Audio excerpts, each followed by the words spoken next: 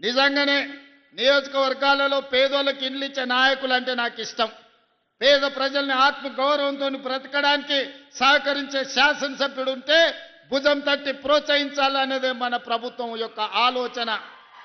వచ్చే ఏప్రిల్ కొత్త సంవత్సరం ఫైనాన్షియల్ ఇయర్లో తప్పకుండా ఈ నర్సంపేటకు మళ్ళీ 3,000 నుంచి 3,500 ఇండ్ల మంజూరు చేసే బాధ్యత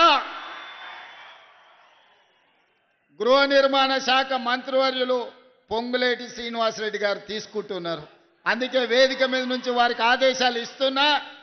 వచ్చే బడ్జెట్ ఇయర్లో ఖచ్చితంగా నర్సంపేటకు 3 నుంచి 3,500 ఇండ్లు మంజూరు చేసే బాధ్యత పొంగులేటి శ్రీనివాసరెడ్డి గారికి అప్పచెప్తున్నా. వారిని పర్యవేక్షించుకుంటూ మీకు ఇండ్లు ఇచ్చే బాధ్యత నేను తీసుకుంటా అని చెప్పి ఈ సందర్భంగా నర్సంపేట మిత్రులకు నేను తెలియజేస్తున్నా.